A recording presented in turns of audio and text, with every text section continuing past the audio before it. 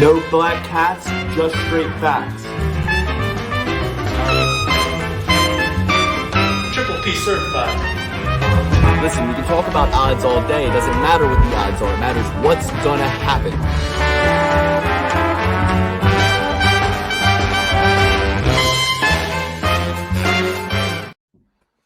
It's a mega episode. It's a mega episode. I feel like a national bozy bear. It's a mega episode. Welcome back to the Triple P, everybody. It's the Perfect Play Pursuit, and we're here off of a break week. We don't take breaks up in here, but it had to be done. We took a little break. You know, we would have gotten you the Imavov. We would have gotten you the Dolidze, all the other names on that card that you can't pronounce or have never heard of. We could have gotten you those a week early, but every once in a while, you go into battle and you got to lick your wounds a little bit. And last time there was a UFC card, we had one of the worst nights ever in the history of this show. It will not happen again. We'll get to that later. There's so much to get to, guys. There's so much to talk about. So much has happened. Dan, Alex, your lives are significant. They're no less important than mine. How have they been? What's been going on? Just as terrible as yours. I mean, it was a sea of red last weekend, 2 weekends ago, whatever it was now. It's in the way rear mirror. Gosh, it was just a terrible, terrible gambling week. It will never happen again. That is a promise from me to you, the viewer, the consumer. And we're just moving on to bigger and better things. I just get the taste out of my mouth. It's gone. It's gone.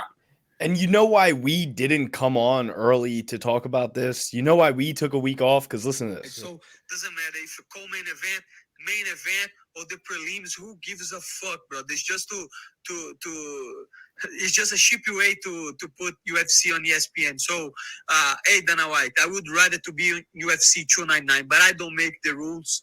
You know, I'm an employee, and February 3rd, I will beat you, Dober. Doesn't matter if it's in the Apex. And another thing is nobody like Apex, my brother. You can ask anybody in the world if the fans hate Apex, and the fighters, I'm pretty sure they don't like Apex too. You know, it's funny you say that when you're fighting. Shut up, nerd. I love Moicano, and Moicano loves money, and so do we. And we got to make some this week. So we have so much to talk about. Dan said it best. You know, we had the worst gambling night, the worst predictions night of this show's history, I believe. There's never been a night where we've not gotten a single Triple P certified pick correct. I don't think there's ever been a night where that's happened. And we went 0 for 5 on Triple P certified picks. Now, when we break down who those were, it might make a little bit more sense as to, you know, why we picked them and what went down. But ultimately, Dan and I tied for first with 4 out of 12 correct predictions. Alex came in close second with two correct predictions. They were in a row. Maybe you parlayed just those 2, and hey, we're good. But listen, I didn't even realize how bad it was until after we had not done the show on Monday, and I was like, we had decided not to do it. We were all together. The 3 boys were together in the Poconos, and so got a little banged up. Return trip Sunday, long day Monday. Decided to just take the break week, recoup our energies, and it was that night that I checked. I'm like, how did we even do on last weekend? And I'm like, oh, the sea of red. It hurt me. It did hurt me inside. And I want you to know that I'm taking this very seriously. The picks that I got correct were Dricus Du Plessis at the top. So there you go. But did I feel great about it? Hell no, because I had him by knockout. And when I hedged on Sean Strickland. So I really lost on that one too, if you think about it. Not if you think about it, I did. Yeah, you don't have to think about it too much. You know, the official picks I got correct: Sam Patterson, underdog; Garrett Armfield, underdog; Movsar Evelev, stable favorite; Dricus Du Plessis, underdog, but ended up as a pick'em. You know, the ones that I got wrong that I'm not ashamed about are Saidi versus Tavares, because I switched a little bit. If you follow my open bet sheet, you would have seen Tavares in a lot of those bets. I kind of, as the weigh-ins got closer, as I started to examine it more and think about it, I thought Tavares could get this dude. And it was a close fight, but I thought Tavares won. Charles Jourdain, we got to talk about that. Oh my gosh. All-time moment for Danny Boy. The one time I wanted him executed in the entire time I've known him. Dan, you mind taking us through that just a tad? I'll start it off. So the fight is going on. It's Jourdain versus Woodson. And, you know, for a pick that I was so confident about going in, it was 2 seconds into the fight before I realized this is not going to work. Like, I knew pretty much instantly Charles Jourdain was not going to win. And it was as soon as I saw them throw the first punch, I was like, oh wait, this is not going to work. And I also knew that I was doomed because, you know, we're hanging out with a lot of normies, a lot of non-UFC fans, and a lot of casual fans, passive fans, and not really big gamblers either. But when we're all around, now everybody wants to gamble and they want to give us their phones. Anytime you're touching someone else's phone, you know everything's going wrong that night. So I'm never doing that again. I don't touch other people's phones. Watch the show, make the picks yourself. But we had a buddy who's like, you know, he's tailing some of our picks, and he felt robbed in the, I forget what it was. He had somebody and they lost, and then the next leg of that parlay that lost was Sean Woodson, and I was like, don't even worry about it because he's gonna lose anyway. And as soon as those words left my lips, I was like, no, he's gonna win. He's gonna fucking win. Now that you said that, and that wasn't because I jinxed it, but it was because of how just something about it. I was like, that wasn't a true statement that just left your mouth. And so I'm already kind of feeling nervous. Fight's taking place. It's the third round. There's a minute left. I'm like, fuck this. I go step outside. So now I'm on the porch. Dan comes out about 2 minutes later. He goes, yo, Jourdain won. I go, and it didn't even, like, I thought he was joking immediately. I was like, no, he didn't. He goes, no, Luke, I'm telling you, he won. Come look. I'm like, Dan, I looked at him, I said, Dan, that's impossible. So then Dan looks at me and goes, I swear to God. I swear to God. I swear on my mother's life. Well, listen, I didn't invoke it out of nowhere. You put it out there. You swear to God. No, I didn't say that. I didn't say that. You invoked it. And then I said, yes, I do swear to God. I love the balls on my mouth. You said, I swear on my mom's life. I walked in. I see them interviewing Sean Woodson. I said, your mom's dead. No, I was like, I literally just, I walk, because at that point, when he said that, I was like, Dan's not lying. I was like, he's not lying. So I opened the door, turned immediately to the TV, and what do I see but DC with his arm around Sean Woodson and a microphone in his mouth? And I'm like, I just looked at Dan, and it was the weirdest emotion I ever felt. It was a mix of like horror, pride, humor. I thought, I was like, this is so funny because of how bad it hurts. I was out. I had an out of body experience where I was like, I am in a lot of pain there in Earth, but I can see objectively that was the funniest thing Dan has ever done or will ever do, and I applaud him and admire him immensely for doing this. You know, and that's the difference between us and civilians is like we could really like appreciate a good joke because we know good jokes. We tell good jokes all the time. And us and civilians, like there's a huge separation between those two things. We were upset for a second, then we went, Dan, you cheeky little dog, you. So, I mean, I'm just shocked. I go back outside. I'm like collecting myself, and Dan's like, he's just as confused as me. He's like, wait. He's like, they raised Jourdain's hand. He was celebrating. I don't know. And it was like, so then, you know, we come to find out it's a Steve Harvey moment or whatever it was. I don't even know what happened. It's hard to say those two guys' names together because Charles Woodson, Sean Jordan, those are both names, you know? Okay, fair enough. Well, I mean, let's get into it real quick. Canadians are cowards. Canadians are bums. And I mean it. Canada failed me. Canada failed me. If you look down my card, Canada failed me more than anyone else in my life. And I went against my own countrymen a few times. Brad Katona, that guy should just only be in the Ultimate Fighter. He should just only be in the Ultimate Fighter. That's when he gets his best wins. Once he gets on the big stage and he's sitting there and he's like, I'm kind of Irish. I'm kind of Canadian. I don't even know what I am. I'll say this, though. When you move to another place, I went to Western Pennsylvania for a week and I was talking like them. So, like, it's easy to adopt an accent, especially if it's a cool one. And I get a little annoyed. You're not Western Pennsylvania. No. I'm talking Ohio border, Pennsylvania. They have a whole different accent, and Yins might know that if you ever stepped outside of the mountain. But I'm just saying, Yins, no, they talk different. And I'm just saying, like, if you hang out with people who have a cool way of talking, you're going to want to do it when in Rome. So I don't care about him just code switching or changing his accent. Same the reason. I mean, and, you know, it's a little bit of hypocritical. It's a little bit hypocritical of me because who makes fun of Mackenzie Dern more than me? I mean, If Mackenzie Dern ain't allowed to code and switch, nobody's allowed to code switch. All right. Okay, her dad's actually Brazilian. Oh, Brad Katona then. All right, how about that? I didn't pick him. I picked Gary Armfeld, and he busted him up. And you know why I picked Gary Armfeld? He trains with a one. What's that guy's name? What's his name? Oh, Trey All Day Ogden. Not the Big Yins, but I always get him confused with the Big Yins. Big Yins is Yeah, who is that? I have him in my head. He looks like Matt Summelsberger, right? What's his name? Yeah, he does look like Matt Summelsberger. What's his name? I don't know. Well, anyway, I always think he's Trey Ogden. so Canada failed everybody. I mean, not a single man won that night. Not a single man from Canada won a fight that night. And here's the reality. I mean, Luke, the Prime Minister's son was in the building taking Snapchats and videos while they were yelling F his dad on the spot. Yeah. And wow, I didn't see that. My thing is, we said this, right? And somebody, Activia, I think it was, commented, said, like, great point about Canada. Because, yeah, when you go to other countries, you see Brazilians all dominate. Russians all dominate in Abu Dhabi. You know, London, all the English fighters dominate. Then you see Canada, and this is always seeming to happen. It's like they don't ever run a clean sweep. And if you peel the onion back, I don't mean to get all 2001 on everybody, but it's like we're in 2024.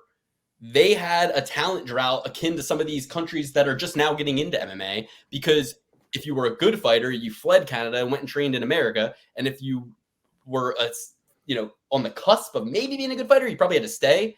And now that's why you have Mike Malott can't even fucking go 3 rounds of Neil Magny. That's why you have, all these what's the word? Flunkies, these duds. It's like a firework that you shoot up and it goes dud. You know what I mean? It's just a dud.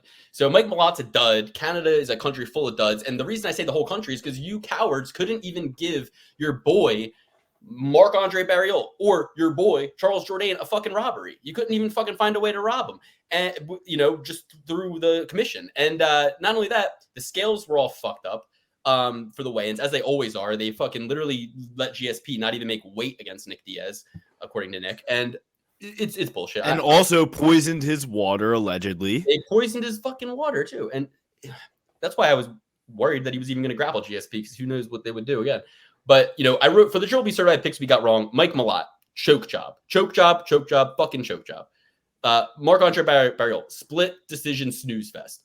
Jourdain, weird Steve Harvey split decision. Sergey Saitis, split decision, and I kind of un-Triple B certified him after the weigh-ins, but it stands. Split decision, but yeah, we lost now. And Malcolm Gordon, quit job. I mean, between the choke job from Malott, the quit job from Gordon, Canada should be ashamed of itself. And man, if Dominic Cruz isn't the most genius motherfucker, if you guys aren't watching the pay-per-view weigh-ins show that takes place the day of the weigh-ins on Friday, when there's a pay-per-view, only when there's a pay-per-view, okay? They bring DC, they bring a couple other people, like it's usually a different mix of people, right? But it's usually like Chris Weidman, Laura Sanko, Bilal Muhammad. Laura Sanko, DC, Dan Helly, they're the three. And then they bring in Dean Thomas, they bring in Weidman, they bring in fucking Bilal Muhammad, they bring in lots of people, okay? But the funny thing is, because DC is comfortable. Not only is he comfortable because his legacy, his security is comfortable, he's got many, many jobs, he's comfortable, but he's comfortable in this environment, and he fucks with everybody. He fucks with Bilal Muhammad, fucks with Dominic Cruz, and in a way that we want to. Like, he's making fun of Bilal in the way that we would make fun of Bilal. Like, it's fucking hilarious. And they get drunk, like DC drinks and stuff. Great show. But Dominic Cruz on this show, they interviewed Mike Malott, and afterwards they talked about the interview they did with Mike Malott, and Cruz was like, yeah, Mike, he says like he's just going to get the finish, and that he wants to get the finish, and all this stuff about the finish. And what happens if that doesn't happen? We're going to see. Is Mike Malott going to be able to overcome that? But if in his mind he's, he can say that he's not nervous. He's nervous. Trust me, guys. He's nervous, and it's a lot of pressure on him, and it's a lot of pressure to put on yourself that you need to get a finish every time. And if you don't get it, it could be bad. And that's exactly what happened. Now, granted, I mean, dude, that was crazy. With 16 seconds left. But Luke, what about Neil Magny? He didn't do his job. He did his job. He didn't do his fucking job. Your job is not to wait until the guy gets tired from whooping your ass for 3 rounds, and then in 16 seconds, so if the fight were 16 seconds shorter, Mike Malott wins in a landslide. But it's like, well, how long do we keep them there? But that's why there should be no time limit. There should be no time limit in all. Neil Magny matters. There should be no time limit because I think there should be a shorter time limit. How about that? How about that? You want more action? Less time. Interesting. No, more stalling. All you have to do is one significant thing, and then you're like, you do that anyway, and it takes us 15 minutes to get through those fights. Get them out in 5. I agree that women's fights should be 1 round, 3-minute round. How about one? Let's not do this. Let's not do this. Okay. People hate it when we try to reorganize the rules of the UFC when we're busy having to do actual work here. So we got to talk about a few other hot topics before we break down Roman Dolidze versus Imavov, a card that everybody cares about. But before that, just to put a fine-tooth comb, Mike Malott sucks. Mike Malott sucks. Muradoov Silva versus Rocky Pennington. Who gives a fuck? No, Luke, everybody gives a fuck. This is the BOM champion of the world. The bag of milk champion of the world, dude. Raquel Pennington is you guys are excited about a BMF title being contested. I was hella excited about the BOM. And now that Raquel Pennington has it, somebody's got to walk through that bag of milk at some point, and I don't know who's gonna do it. Yeah, I don't care either. Sean Strickland had a great point. It's like it really we're running a charity with our time in a lot of these situations. And with our dollar, we paid to watch that. Well, that's what the UFC does with that money is fine, is whatever. But I'm just saying, if they did 9 fights and I had to pay the same amount, I'm still paying it. But the thing is, they're adding these 3 fights or 4 fights, and I don't want to watch them most of the time. Not every time. I pointed to my TV screen, looked at my little daughter, and I said, "You see that woman right there on the screen? That's a hero."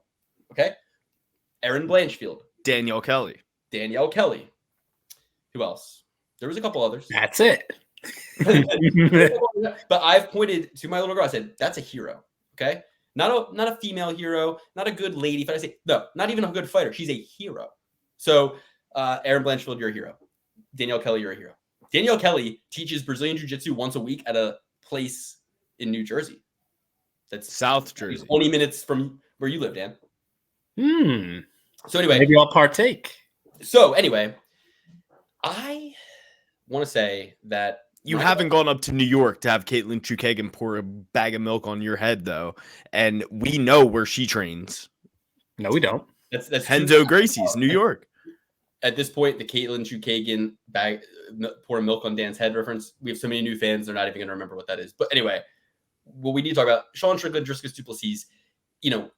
People can call robbery; they can say whatever they want. Doesn't matter to me. The only thing that I care about is I was sitting next to somebody who doesn't watch the UFC regularly and has no idea about any sort of conspiracy or tinfoil hat or anything like that.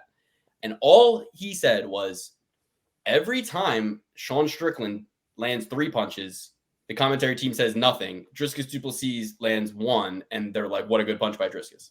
And I'm like... And that's the problem with you, Luke. And I'm done with this lower common denominator of MMA fans. I'm so sick of you guys. I'm going to go, and I'm going to start covering pro football. Okay? Hey, don't let the door hit you in your little tiny Boston ass on the way the fuck out. John, listen, Dork John and his dork brother should be cut from the UFC. I think that's just what we need. What does his brother do for the UFC? Nothing. And John Anik. He's just an identical twin, so I feel like you got to do it to both. John Anik, they're pushing Greg Olson out the door so Tom Brady can commentate next year. What do they think they're going to do with your little dork ass? They're going to put you in a fucking locker, you nerd. Get the hell out of here. The only reason you have a name is because you were a culture vulture and you came in on MMA late and you were like, oh, I'm going to be the guy to cover MMA because I see my pigeonhole into the sports game. Same thing as Ariel Helwani. Ariel Helwani likes the NBA. He doesn't give a shit about MMA anymore. Have you seen him at a fight? Have you seen him at a press conference? No, because he doesn't like MMA anymore. Don't give a fuck. All he cares about is NBA, going, hanging out with Action Bronson, rubbing elbows with Katie Couric. That's all he cares about. Sitting courtside at the Knicks. That's all Ariel Helwani cares about.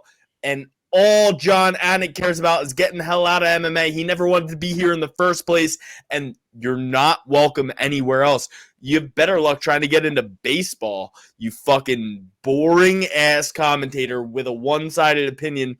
And I hate John Anik. He's number 1 on my hate list this week.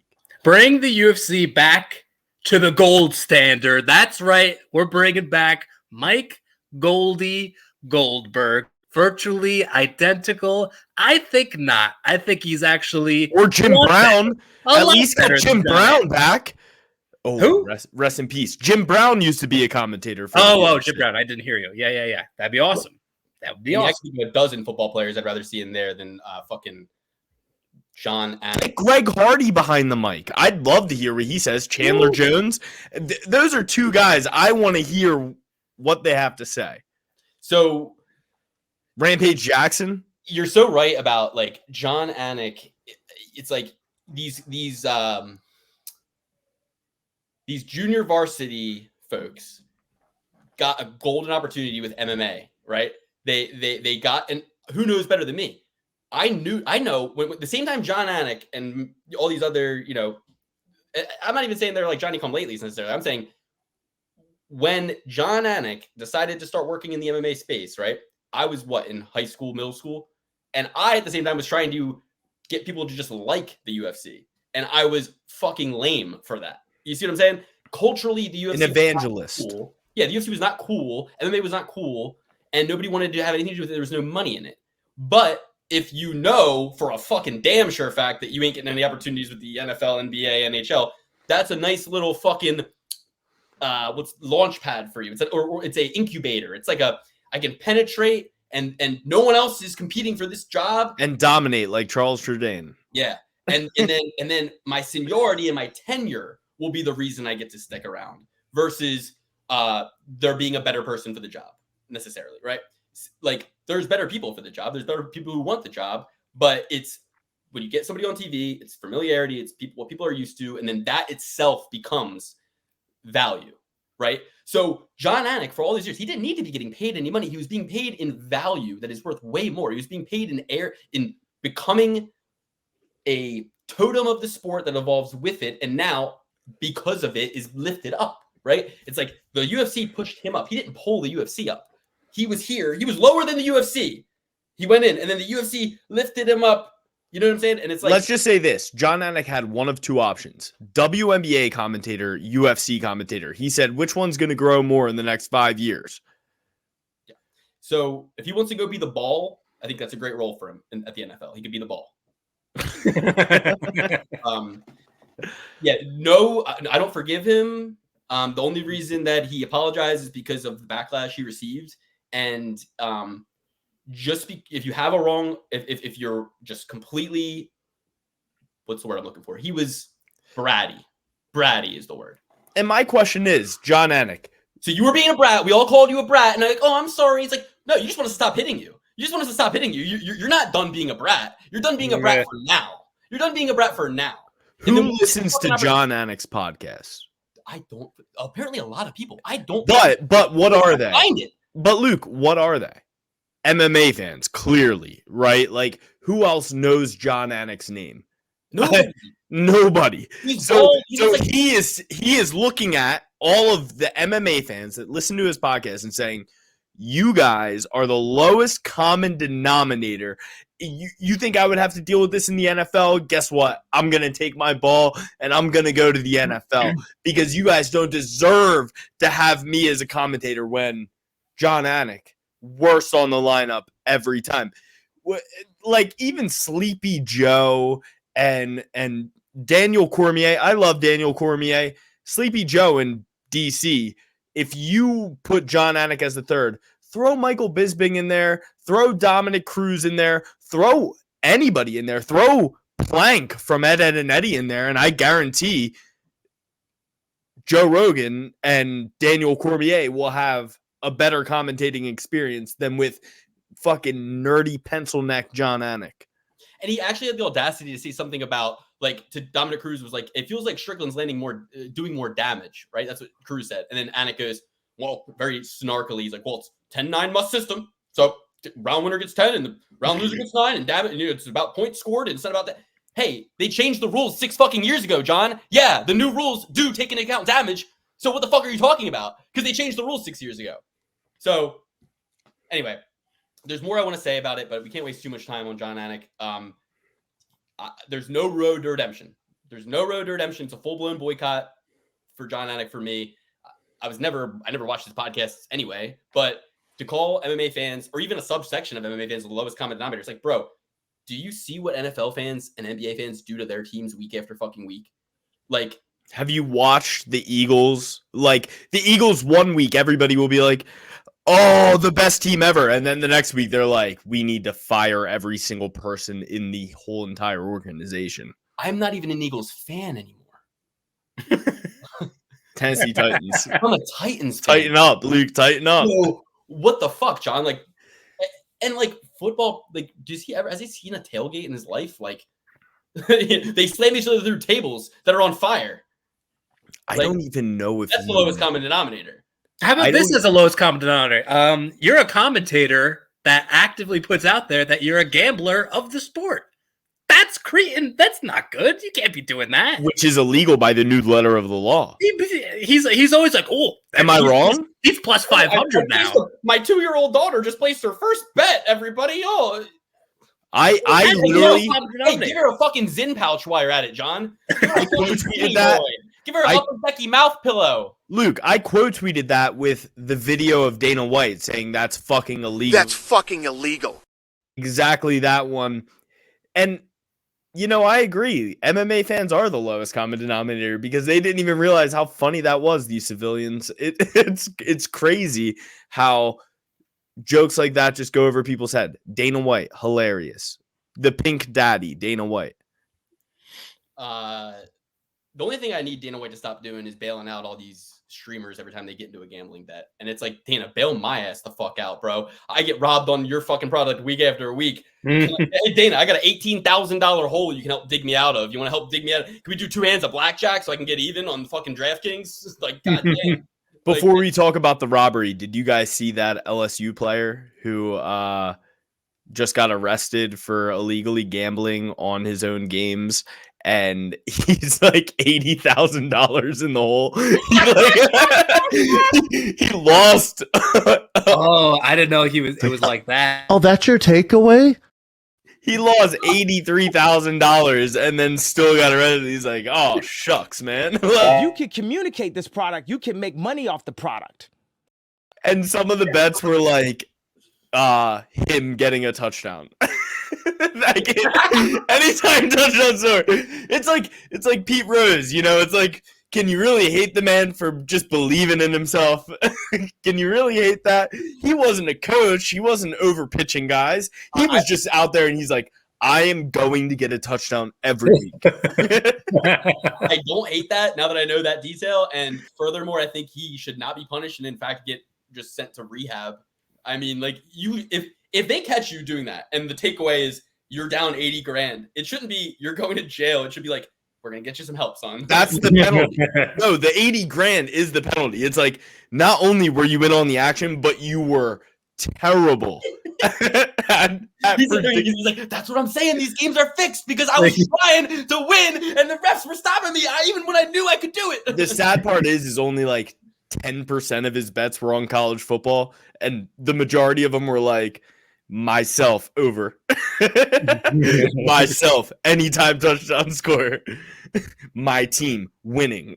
Could you imagine the fucking sensation of taking that ball past the fucking paint and knowing in your head that you just won $10,000 or whatever you bet on yourself to score a touchdown? Well, at least feeling of an arena of applause with the knowledge that you bet on yourself and won. Like, what, Luke?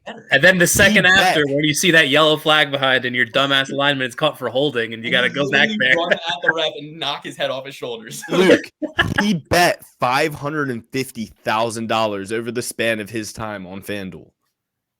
The problem was he was underage. He wasn't 21 yet. Now FanDuel should be on the hook for that. To me, I'm like, how can you charge a minor with a crime when the law itself states, well, he was an adult. I see where you're going. Fuck you, Alex. That was such a good point.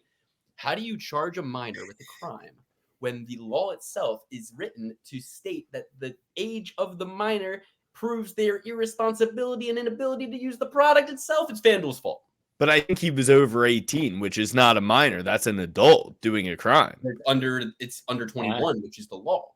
That it would be like if a liquor store was serving an 18-year-old and they were like, well, I didn't know. It's like, I think you would get charged worse. I think you get charged worse as an 18-year-old than a 17-year-old for buying liquor, though. That's the law, because you're an adult, you know better. Right, but who has to fucking lose? The 18-year-old gets a fucking fine. The business loses their liquor license. You get it? Do I need to keep explaining concepts that everybody in the audience already gets through their head? All right, let's move on. Sean got robbed.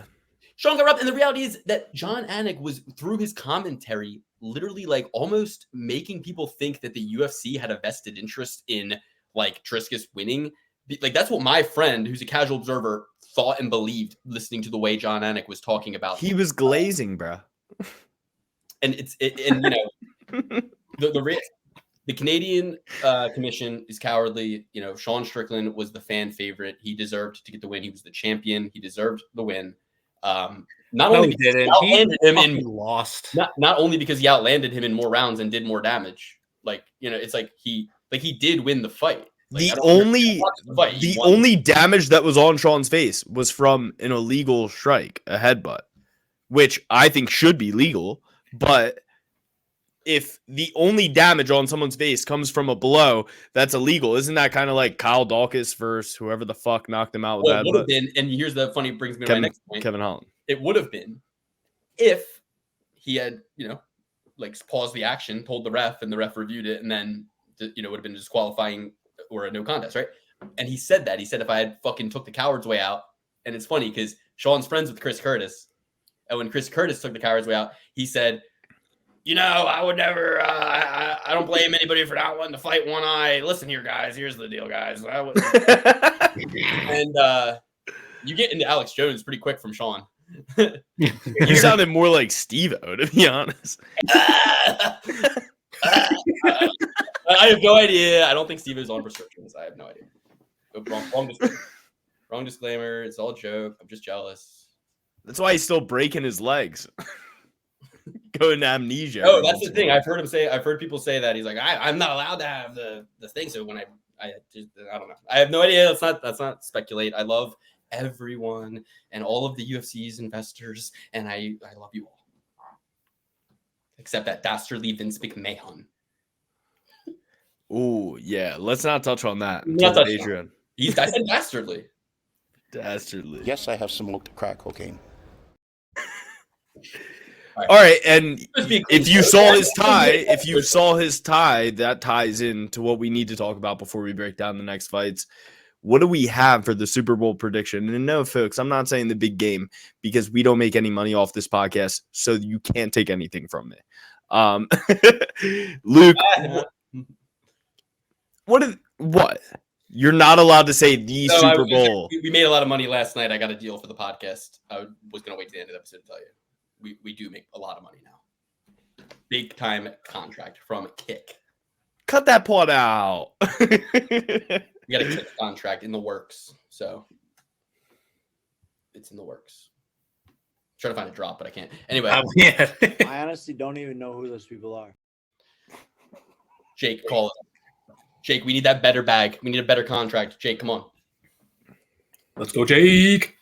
Please don't ask me any dumb questions.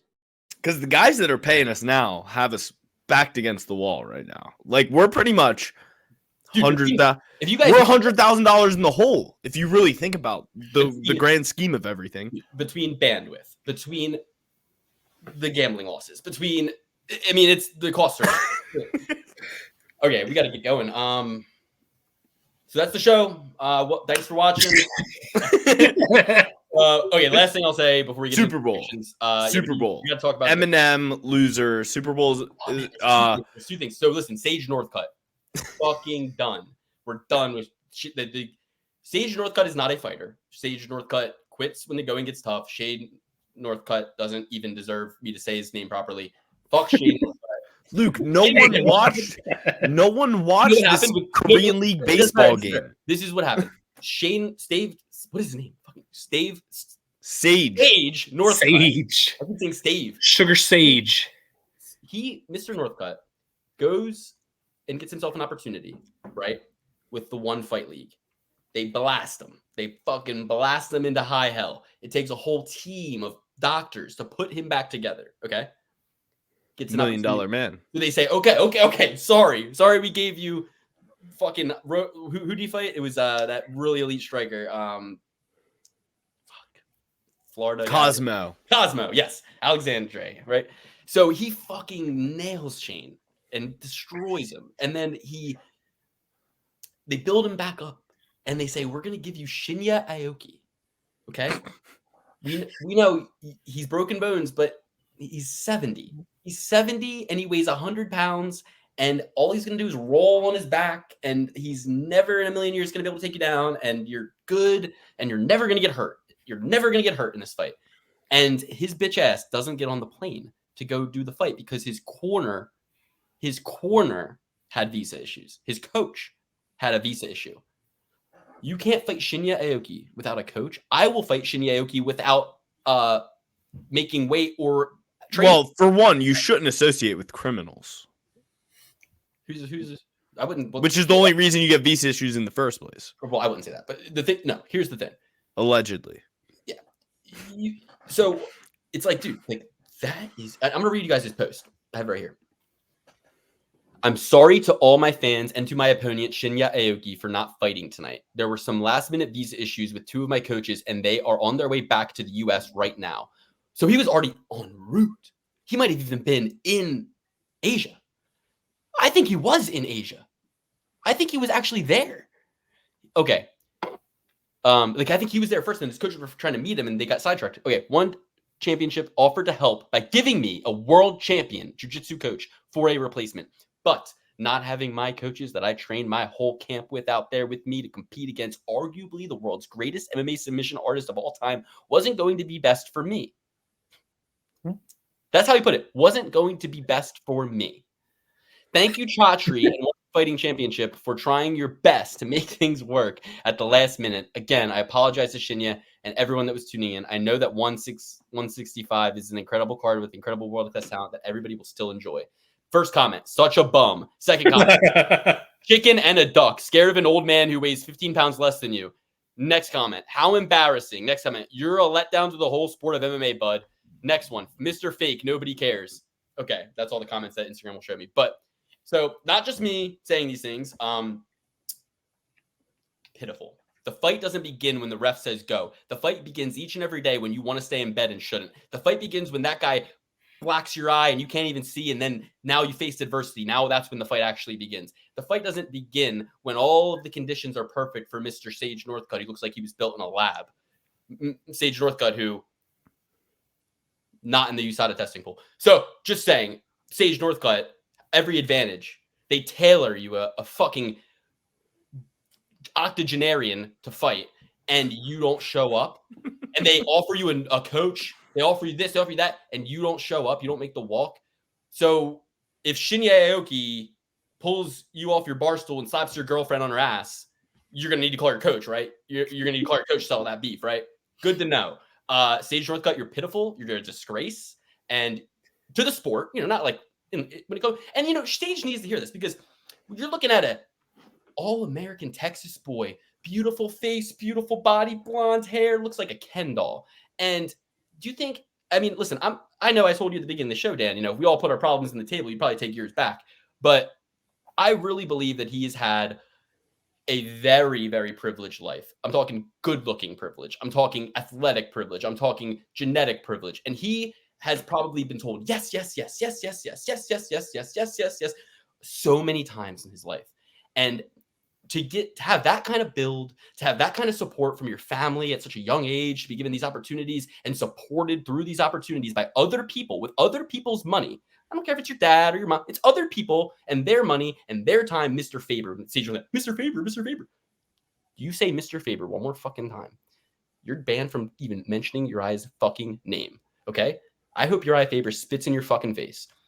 Sage Northcutt should be cut from the sport, not just one, from the whole sport. And I want to get back to a team of doctors built his face back for him. Okay? So, like, let's just really philosophically, like, unpack all this. You have a man who is good looking, he's gifted, he's supported by a nice family, parents that he has, right? Some people don't even have parents. This guy has parents, goes to college, gets to fight professionally, gets the tutelage of one Uriah Faber, okay? Some people would take an opportunity to fight like an opponent like Shinya Aoki without their coach, without like a camp, without all these things. But he needs all these things. It needs to be best for me. That's what he said. That's more Rampage Jackson went overseas to fight the Gracie Killer in his first fight in Pride. They don't make him like that anymore. This is the and Luke, a source tells me that Uriah Faber actually hates Sage Northcutt. I love that. And so, you know, it's like Sage. I'm going to say you're a coward for doing this, but here's what I'm going to say as well. You really should still be on the floor. After Cosmo did that to you. You should still be there. You should still be right there. There should be just like a shape of where your body once was right there, because you couldn't build your fucking face back together yourself, could you? Other people had to come in and do surgery on you, people who had knowledge. And did they say, oh, it's not best for me to fix Sage's face today. It's not best for me. No, they didn't. They fucking, the moment you got hurt, they were presented with the challenge, the problem, and they fixed you. And my point is, how much fixing, how much support, how much building does one need to have very mediocre success? I mean, to headline a fucking ONE FC card against, like I said, an old guy, like to even get to that level of like mediocrity is too troublesome for him. And we don't need these people wasting our fucking goddamn time. We do not need these people wasting our fucking time. Someone else had to get slaughtered for him in his place, right? Didn't that? And that's the only thing I'll say is now the crowd got to see Shinya Aoki get a win, which is cool. And Shinya Aoki would have broke Sage Northcutt's leg and flipped off the crowd and done all of his crazy. That was a setup fight for Shinya Aoki. After they had the Noodle Boy and Mike Musumeci hit him with a Shinya Aoki lock, which like Mike Musumeci was like, I'm paying homage to him. It's like, that's the most disrespectful thing you can do in the world. In reality, is like tap somebody out with the submission they invented. Like, that's kind of crazy, Mike. You're not respectful. I hope Sneeko beats the shit out of you. I just want to show you guys this. I don't know. I just saw this photo. I don't know. I think he's peeing. I don't know what he's doing, but I don't pee like that. Okay, let's just move on. Super Bowl prediction. Chiefs. I think so too. Yeah. I think Gronk is going to miss again. How about that? That's the real prediction. What a horrible promotion that nobody could care less about. It's like, what, I'm going to win $5 or $1. Like, what am I going to win? Like, you guys, like, you win $1 million. I don't get $1 million. You get $1 million. $1 million up between everybody who bet the pick. Yeah, it's $1 million split up 10 million ways. Oh, that sucks. Not you and Gronk.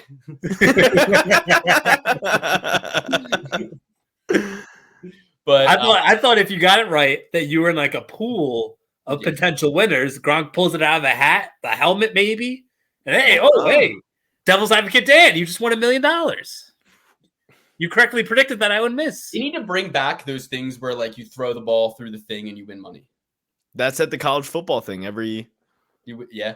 There's a contest who can throw the most in a certain amount of time. The Dr. Pepper, right? And it pays for your college tuition. Yes, of course. Yeah. Or at least $50K. The NFL does not care about its fans. All right, let's move on. We got to break down this whole card. Dolidze versus the NFL cares about their lady fans more than all of us all along. I mean, I said it as soon as that Taylor Swift thing started. I was like, the Chiefs are 100% going to the Super Bowl, and like they're gonna win. I think that Andy Reid against a dumb little Shanahan little boy. I hate that guy. I hate him almost as much as Mike McStudy. I fucking can't stand or Mike Mc. What's his name? McDaniel. Yeah. It's funny because him, Matt LaFleur, and Mike McStudy were all on the Redskins coaching staff. They were the Redskins at this time, boys. Okay, like, sorry, hate to tell you, it's history. Don't dead name the Redskins or the. I liked it better when they were the football team. Don't get me wrong. I think the football team was the best name any football team has ever had. We got it. Listen, we got. What I'm trying to say is there's a lot of hateable NFL coaches. Head coach of the Dolphins, hate him. Head coach of the Rams, hate him. Head coach of the Niners, hate him. But Andy Reid, now that's an NFL coach, and that's coming from a former Eagles fan. That's another one. Timothy McVeigh was also on that coaching staff. He was, yeah. Timothy McVeigh. what type of Illuminati skull and bones rituals did those fucking four do to get jobs? Because like they are Luke, like, and one was like a wide receiver. The Hollywood boys. Oh, look at me. There's McStudy with his shoes, and there's McVeigh. He's on Barstool with his blonde hair, and there it's like fuck these guys. Fuck that, Luke. And they were all like, one was like a wide receivers coach, one was like a linebacker coach. They didn't have like offensive coordinator, defensive coordinator positions. They were just like manipulating little wide receivers. Dude, and no one seems like more of a user and a manipulator than Mike McDaniel. No. He found his wife through one of his NFL players. He said it, not me. I'm just saying he seems like a fucking user and he seems a little unhinged, but I don't give a fuck. Let's move on. We got to get going. So the Chiefs are probably going to win. Who cares? Let's go. Guys, it's a big card. And by that, I mean, it's not that big of a card, but I'm excited about the main event and the co-main event. I love my boy, Roman Dolidze. I love my boy, Renato Moicano. So who gives a fuck about a fight night, brother? I wish I was on 299. Dana White, I want to be on 299. Yeah, it's a sin to put Dober and Moicano in front of nobody. That's a sin. And, it's like, I don't hate the Apex if it means that we're getting more events. Like I would rather have a weekend off. I need an event every Saturday. I need that. That's my line. And if you want to say, okay, you're gonna have to deal with 2 or 3 Saturdays a year where there's no UFC, 2 or 3, okay, 6, fine. But I like when the UFC did 54 events in a year. That's what I want. 54 events in a year. I want 3 events in the 14 days of International Fight Week. That's what I want. But what I'm trying to say is, like, I don't see why they can't just be a traveling road show. I think it's too much internal politicking that's going on. I think that's what's going on because all of these paycheck collectors, all these pensioners, they are not wanting to travel. They want it to be in Vegas. They want to just go to the Apex in Vegas. That's what they want. And a lot of them wouldn't have jobs if they had to travel. And they know that. So we got to move on. Apex card. Roman Dolidze taking on Nasruddin Imavov. This is going to be UFC Vegas what? UFC Vegas 84? 85. 85. I'm pretty good at guessing those. Get within one. UFC Vegas 85. Roman Dolidze versus Nasruddin Imavov. This feels like a good UFC video game fight. You know what I mean? It feels like all right, we got Imavov versus Dolidze. It's gonna be a little fun match. Like I like this matchup. I think it's sexy. It's when you pick the 2 best low-key guys in the division. That's what I'm saying. It's like the 2 best low-key guys that are fun to watch and entertaining for the most part. Imavov has had some duds. Dolidze has had some duds, but I think for the most part they're coming into their own and they're both kind of meeting each other at the perfect time. My concern here is that this could look a little bit like Woodson versus Jourdain. I think Dolidze, my concern is that he might take a bit to get going and Imavov can dance around and bank a couple rounds. And if Dolidze doesn't finish him, Imavov could win a decision. Because I think the fit, if I haven't seen the height and reach, but when I imagine them in my mind, I'm feeling like the fit is going to be something for Dolidze to surmount. Let's see. He's 6'2" with a 76-inch reach. They got Imavov as 6'3" with a 75-inch reach. So technically they're giving Dolidze more reach, even though you wouldn't really guess it if you kind of imagine the two in their mind. He seems like the heartier, stockier, more powerful upper body guy. Now, here's the thing that stands out to me. Dolidze is going to be 8 years older, 35 to Imavov's 27. So, I mean, that's something I didn't know coming into this, coming in, like thinking about this fight. I didn't know there was that much of an age gap because that's 8 years. And we know that when there's 6 or 7 years, it's a pretty high win rate for the younger fighter. It's interesting how closely this fight's lined, given those statistics and that information. It shows that there's a lot of respect for the Georgian, Dolidze. And this is tough for me because, you know, you have Sean Strickland beat Imavov, and I picked Imavov in that fight. I mean, Sean Strickland's coming off the mountain, took that fight on 9 days' notice, you know, and he made it look easy. He completely, I mean, they call him the Russian sniper, but this is a French guy. He's French nationality, and sometimes he quits like a Frenchman. That's the reality in these fights. He's a bit of an exhibitionist, but the fight with Curtis looked really good. So now that I've kind of set the table, what are your guys' thoughts? I'm kind of still. Well, I thought Roman Dolidze beat Marvin Vettori. If you ask, huh? I did too. So when it's all said and done, I think Roman Dolidze's knocking on the door. His only loss besides that Marvin Vettori fight that I thought he won is to Trevin Giles, one where he clowned around, and then we saw a very, very serious Roman Dolidze after that. A guy who didn't clown around as much, a guy who got to business, got busy. Michael Bisping started talking garbage on him during one of his fights. I think it was a Laureano Staropoli fight, saying that he was playing with his food, which he was known to do. I think Roman Dolidze crushes Nasruddin Imavov. What we saw with Sean Strickland is pressure gets to Nasruddin Imavov. He's like an Israel Adesanya, who it's all fun and games when you're standing on the outside, but once that guy gets on the inside and starts pressuring you and starts tiring you, and Roman Dolidze is a mean grappler himself. As long as he's not going for heel hooks early in the fight and acting a fool, I think Roman Dolidze runs away with this one. I think he absolutely destroys Nasruddin Imavov. But is the baby his, Cheyenne? Let us know. Woo! No, you are just completely off. You're continuing your streak from last week. It's bleeding into this week. We're going with Imavov here, folks. You know, Dolidze, look at the resume here. It's quite lackluster. We got a win over Phil Hawes. He did lose to Marvin Vettori, by the way. I remember watching that fight. I remember thinking both these guys, they're going to be real salty about it. But Danny Poindexter, bro. Danny Poindexter. Lost the fight. Oh, Tyson Fury also beat Francis Ngannou. Danny Poindexter. Yeah, he did. It was quite obvious. You're always by the rule of the code. You never play anything by the eyes. You because you don't have eyes for the sport. In reality, you don't know. You let the judges. Buddy, I'm blind. You let the judges decide everything for you. You say, "Oh yeah, I guess that's what happened." No. They're just more often inclined to agree with me. I'm more often inclined to agree with them because we both know the rules of the sport. So that's how it goes. Yeah, Imavov, he's going to be dancing around him. He's never been knocked down in his career, which is the only way that Dolidze wins his fights. So right off the bat, you combine that with the fact that Imavov is the favorite. You combine that with the fact that Imavov does have the 8-year advantage on the youth side.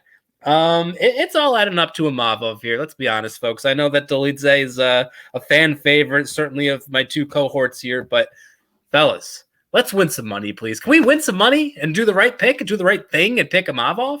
Is that too much? The Caucasian wins 33% of his wins by decision. Okay, that means he's a good fighter. So he can actually go 15 minutes. The Caucasian is Dolidze. Really? Yeah.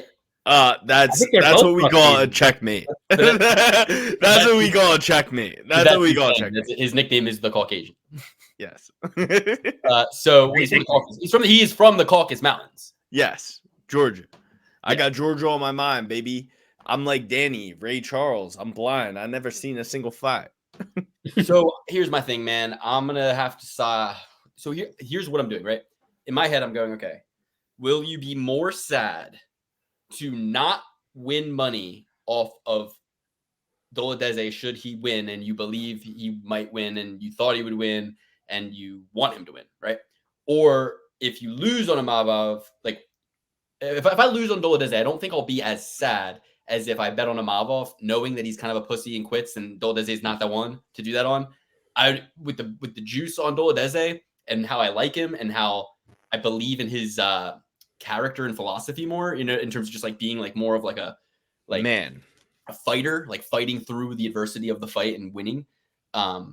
Dude, you got a naked mole rat. You got a naked mole rat. I want to root for that. I want to back that. And so that's why I'm like, I got to kind of go with my gut here, but it's a pick that I'm kind of like, I hear what Dan's saying and I am prepared to be wrong here. But I don't believe in Imavov enough to justify the juice and to justify going against somebody who I do believe in, right? The age is worrisome. The fact that I think Imavov he can win more rounds by expending less energy. I think that Dolidze will have to expend more energy to win rounds and therefore poses a probability of being tired at certain points in the fight as it goes on, or having to conserve that energy at the beginning to have it in the end and needing to fight from behind. The IQ thing is what it comes down to for me, and that's why I think you'd be smart to put your money with Imavov and maybe hedge out on Dolidze, but my official pick is Dolidze. All right, fair enough. That's your boy. You got to ride with him. Okay, let's get on to the co-main event. Renato Moicano versus Drew Dober, the people's main event. Really good fight holding this card together. And let's take it away. What do you think, Alex? Well, for one, Money Moicano said, you don't give a shit about these fights. You could care less. I don't want to fight in front of the Apex. I don't give a shit if I'm the co-main event of the evening. It's Money Moicano. I want to be on some main cards of some pay-per-view events. I'd rather be on the prelims of a pay-per-view than on the co-main event of this bullshit they have for the ESPN. That's what he said. So I'm going with Drew Dober. We always say fear the young veteran, and I didn't go with it in the main event. Oh, Drew Dober is not younger. I missed that.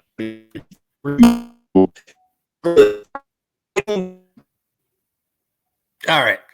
We'll put Alex to the side here while his technical difficulties are resolved. Personally, I'm going to go with Money Moicano here. I'm a little bit concerned about Drew Dober coming off of the knockout loss. I think Money Moicano is coming into his own. I mean, he's been racking up the finishes. And like Alex said, Moicano is the younger fighter here. Oh, he's still going. Let's see if we got some connection here. Alex, are you there? Can you hear me now? Say it again. Can you hear me now? Nah, you're not there yet, buddy. You're not there. Give it some more time. Just like Novocaine. Give it some time. It works every time. Drew Dober, 27-12. Known for the granite chin, but as of late, I know he's coming off of the win, but gosh, only 2 fights ago, got cracked real bad. Rick Glenn, not really the one to test it out. Money Moicano, however, is. I think Money Moicano is going to take this thing and run with it into a future main event. I know he doesn't like the Apex, but I can see him headlining an Apex card shortly after another quick knockout here. I'm going with Money Moicano vis-a-vis knockout. Yo, what happened, Alex? His connection is shitty. So I want to pick Moicano. I really am impressed by everything I see out of him lately. And I think that he's the more skilled fighter and more well-rounded and just me. So I think, like I said, it's like I would go with Moicano, and especially because he's so fun. He's a fan favorite. Not like Drew Dober is not, but when it comes to this matchup, I worry about Moicano's chin. He keeps it up in the air. He's got that skinny arm kind of defense. He lets a lot of punches through. I don't know. Part of me thinks Drew Dober could get the knockout. as he's wont to do. Let's look at his record over the last few fights. He got knocked out by Matt Frivola, knocked out Ricky Glenn, almost got knocked out by Bobby Green, but came back and knocked Bobby out. Took a fucking beating from Bobby Green. And I think that this fight could look like that fight in a lot of ways because Moicano, you know, he's going to be there for it with the volume. He's taller, he's longer, not by much, only a 72-inch reach, but he's way taller, 3 inches taller.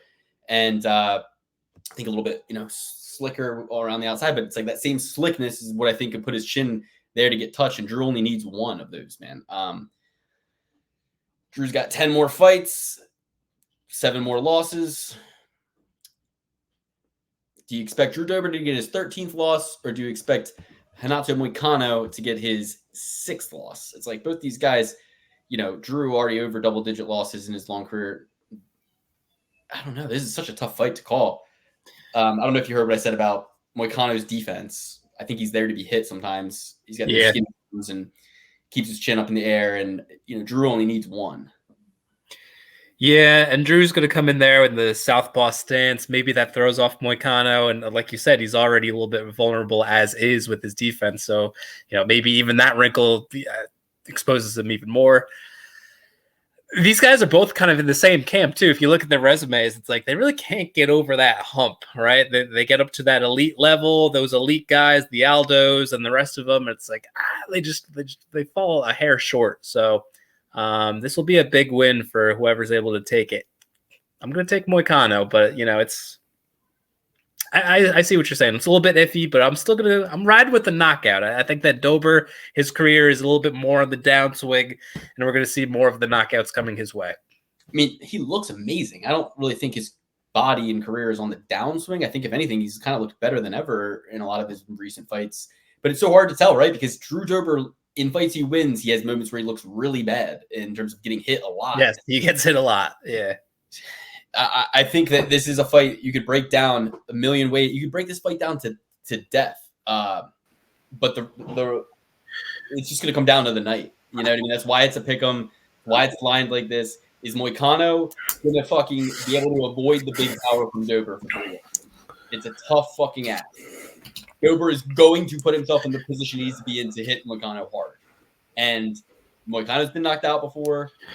Dober also has, but I'm saying that I think Dober is more defensively sound than Moicano in a lot of ways, and that's saying a lot because he's not that defensively sound. Yeah. Moicano's a featherweight. Drew Dober's all of a lightweight as well. Moicano has had a stint at featherweight. This is a lightweight fight, right?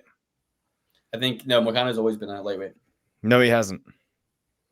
If I'm looking, he's been a featherweight. He's fought Ortega and Cater and all the featherweights. Yeah. Okay. Yeah. So this is just, you know who he beat? Ismail Bonfim. 19-4 Ismail Bonfim of the Bonfim brothers. He beat him back in 2014. Who sucks? They all suck. All the Ishmaels, or no, all the Bonfims, they all suck. It's official. I think I'm going Drew Dober. I'm going Drew Dober as well. I think Drew Dober's the heartier guy. He's been fighting at lightweight his entire UFC career, as far as I know. But dude, hold on. Sorry, not to interrupt you, but dude, Brad Riddell, Moicano gets him out of there with the submission in his last fight. Don't you think he gets him at Drew Dober? I think Dober's wrestling is probably better, though. I don't think he'll. Luke, what do we know when it comes to good wrestler versus good jiu-jitsu guy? You can stay stable in positions, stall out. Is Drew Dober a good wrestler, or is he a competent, serviceable wrestler? No, he's a pretty good wrestler, I would say.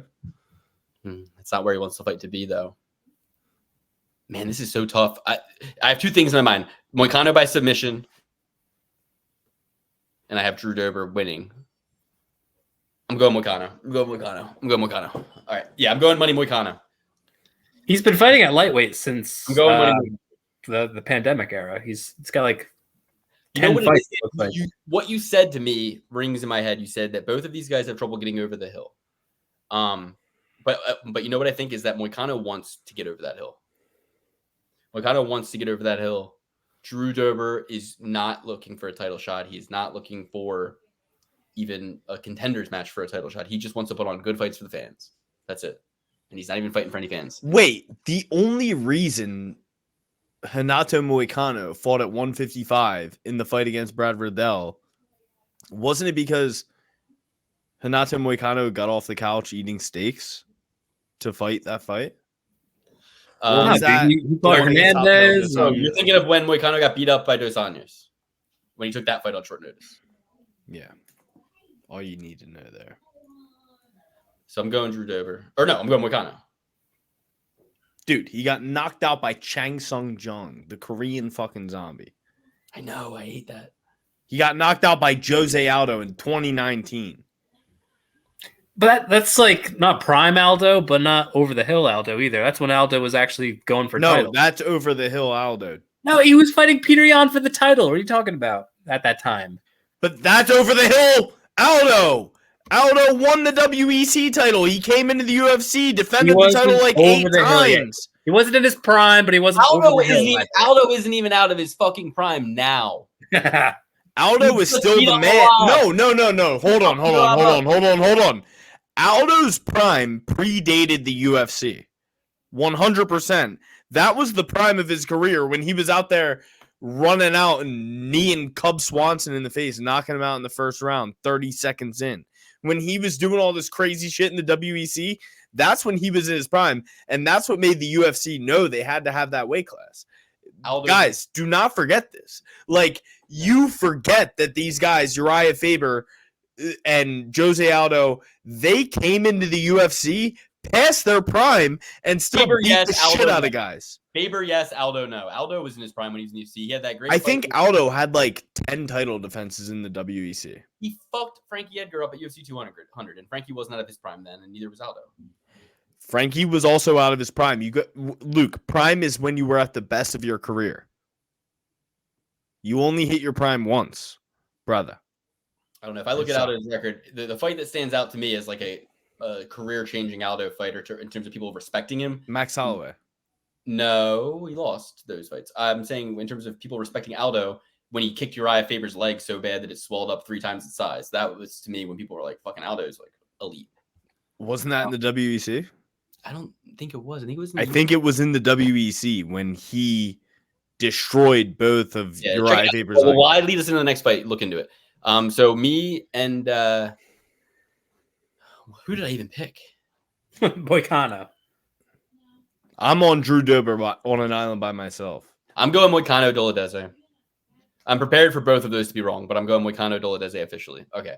Randy Brown versus Muslim Salikhov. We already broke this fight down. It was supposed to happen once. I'm taking Randy Brown. Length, reach, youth. Doesn't really make much sense to go with Muslim Salikhov at this stage in his career. So give me Randy Brown. Hopefully he doesn't pet any koalas. Hopefully he doesn't go to a strip club in Vegas and get sick the night before the fight.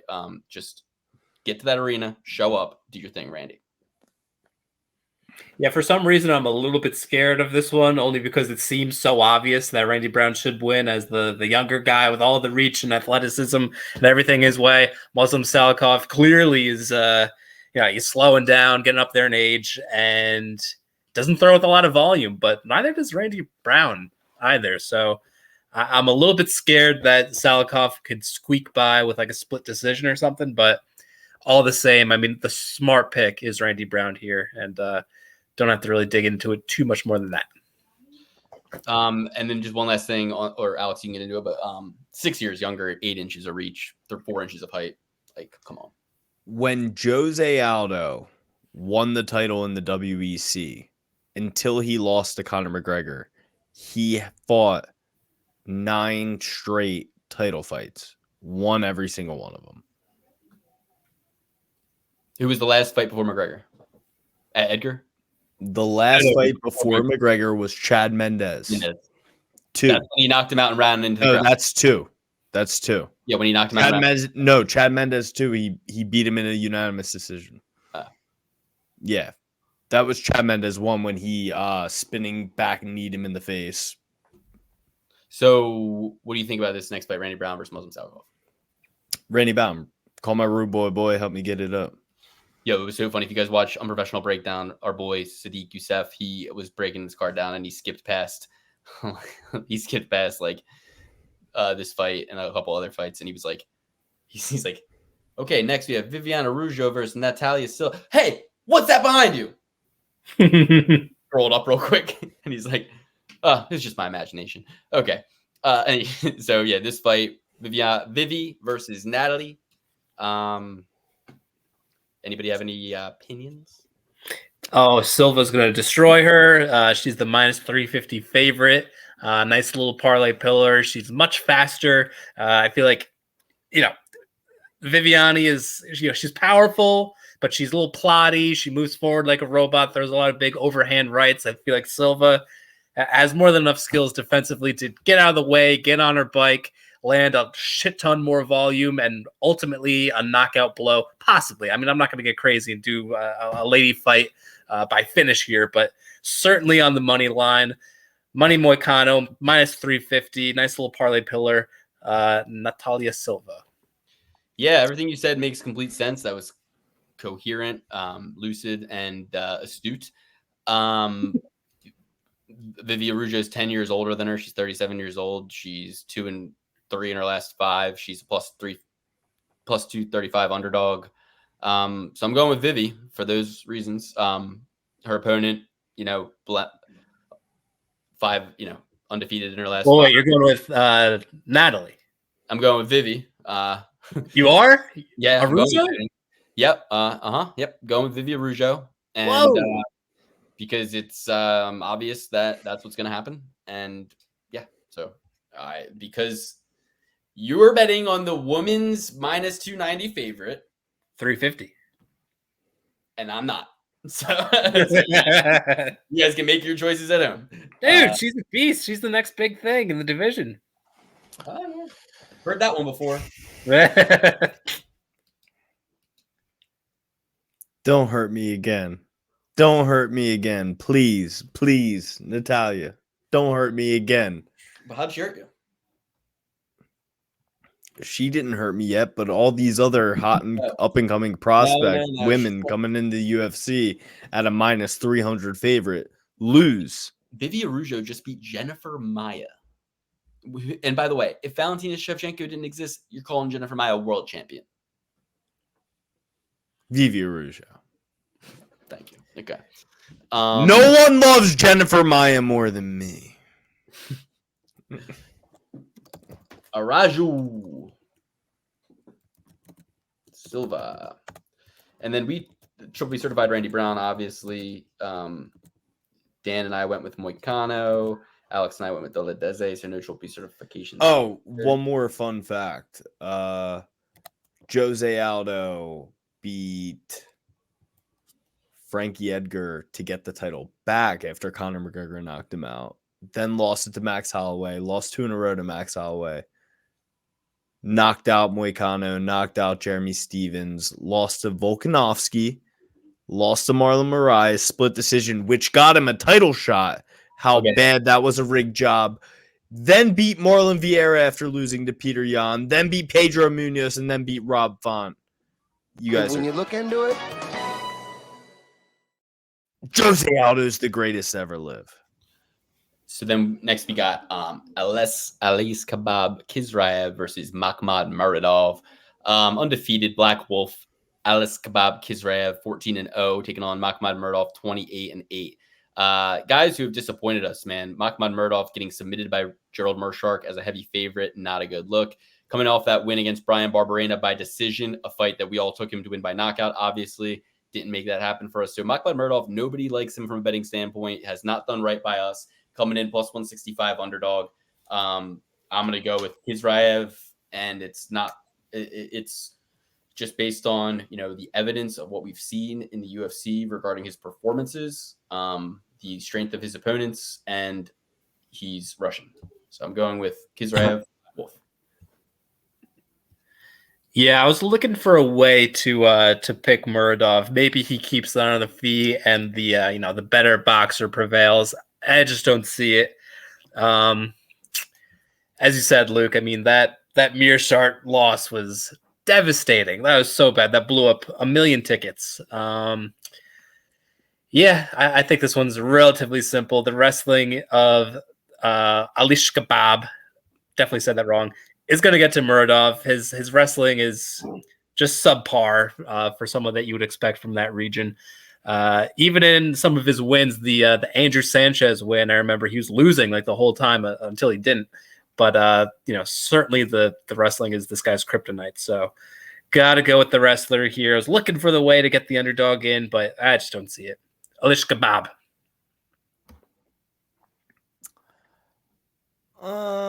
No. I'm going to go with Mac Mud. I'm going to roll in the mud. Sometimes you got to be a pig and get in the mud. Yeah. And I'm going to take Muradoov. He's exciting. He's dumb, but somehow he finds a way to win this one. And Alish Kebab is just sitting there like, what? And Mock Murdoff is running around, hands in the air. But then again, I thought Pat Mahomes was definitely throwing an interception yesterday, and that never happened.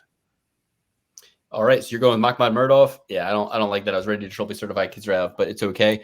You might sniff something. We don't. All good. So next fight, last fight of the main card, guys. This is my favorite fight. This is the one that I actually see clear as day and have the most confidence in and like it best because of the line. So that's what this one comes down to for me.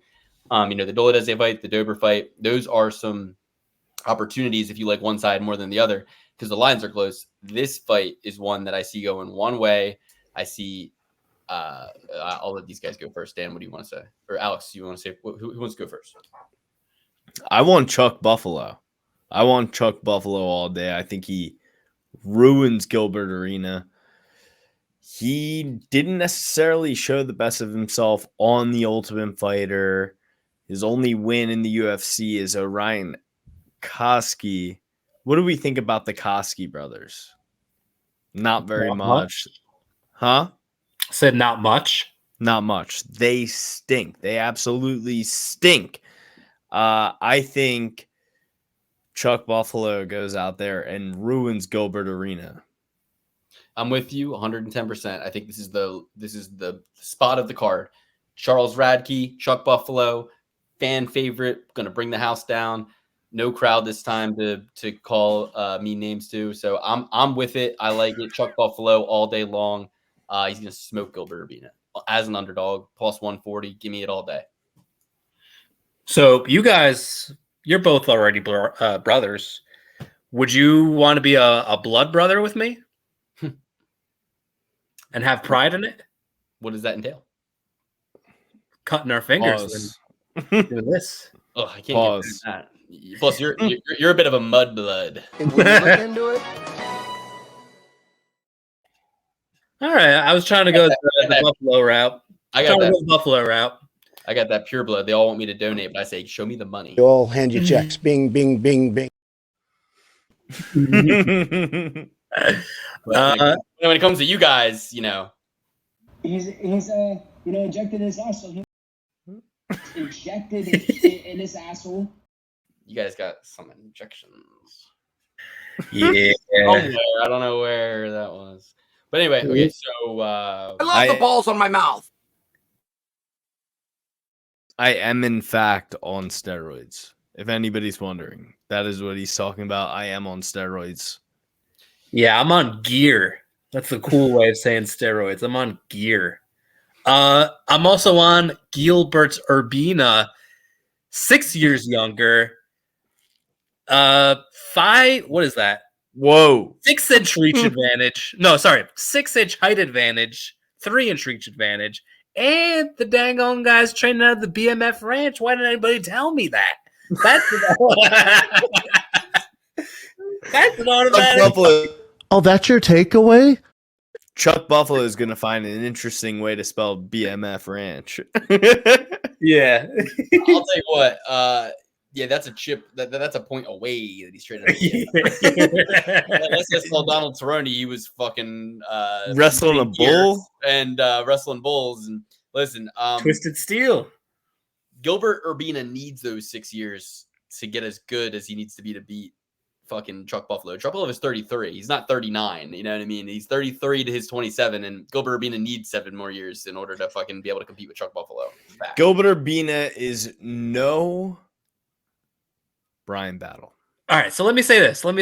The one fight that Chuck Buffalo was involved in, that was the Izzy fight, I believe, in Australia. I was out and about. It was loud. I was with the fam, wasn't really paying attention to that fight. Was it a impressive performance? Oh, It was good. Like, it was actually really good. He looks like a good fighter. He dominated him with the wrestling and got the win. Okay. Well, it's certainly going to be a grappling affair. UFC debut, Mike Matei, he's like, yeah, I'm going to take this guy down and dominate him with the wrestling and not risk getting knocked the fuck out. All right. But, I mean, it's going to be a wrestling affair. Both these guys are grapplers. Urbina's younger and bigger. And I always thought he was pretty decent from what I've seen. So I was like, oh my god, he's got more UFC experience. I don't know. He ruined Blood Diamond. Okay, and here's the other thing. Oh, it was Blood Diamond. Oh, that guy sucks. Oh yeah, that's true. It was Blood Diamond. Yeah. So here's the thing. The artist formerly known as Blood Diamond. The mixed martial artist formerly known as Blood Diamond. Yeah, I don't know. This is the most obvious one on the card for me. I love Chuck Buffalo here. I think it's great value, great line. Not much else I can say about it, guys. Go to the Patreon if you want to get the prelims breakdown, if you want to get the open bet sheet, if you want to get access to all of our picks, top to bottom, main card and prelims. Get an extra episode every week in the Patreon. Support the show. Sign up for the full year. You get a discount. Get in there for a full year. You get an extra episode of the show. If you've watched this long, you clearly like the show. So let's get in there for another episode. Round 2, starting right now in the Patreon prelims. I thought this fight was going to be on the prelims, and I was going to get to break it down and tease it. The UFC knows the value of a Chuck Buffalo. And he's at MMA Masters with Colby. He's at Masters. Whoa. Yeah. So we call it primary. So then we got, we'll go through our full picks top to bottom, but we got Molly McCann on the card. We got Themba Garimbo. We got Blake Builder. We got, some interesting things happening. And by that, I mean, we're going to have to really fluff it up with some good talk. You know what I mean? Don't worry. I mean, I'll leave you guys with this. Molly McCann is going to be on the episode, which means one thing. Meatball Day! It's Meatball Day in the Patreon. Get over to that Patreon, everybody. Full picks top to bottom. If you're going with me, you're going with Roman Dolidze, Renato Moicano, Randy Rude Boy Brown, Viviane Araujo, Kebab Khizriev, and Charles Radtke, Chuck Buffalo. Those are my picks top to bottom to get the prelims. Go to the Patreon. Only one Trophy certified pick.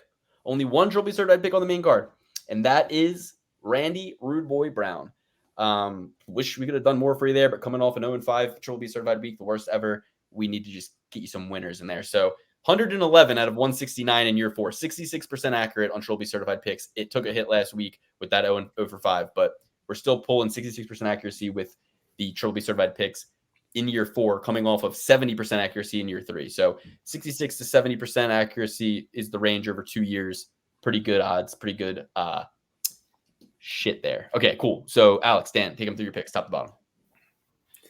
All right, I got Nasruddin Imavov, Renato Moicano, Randy Rude Boy Brown, Natalia Silva, Alish Kebab, Khizriev, and Gilbert Urbina.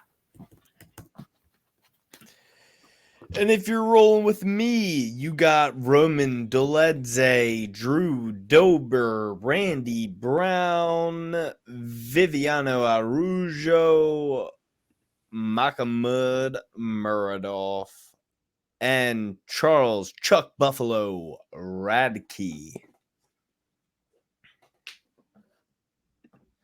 And that's all for now, folks. Unless you want to come to the Patreon, patreon.com/perfectparlaypursuit. We will see you soon next week.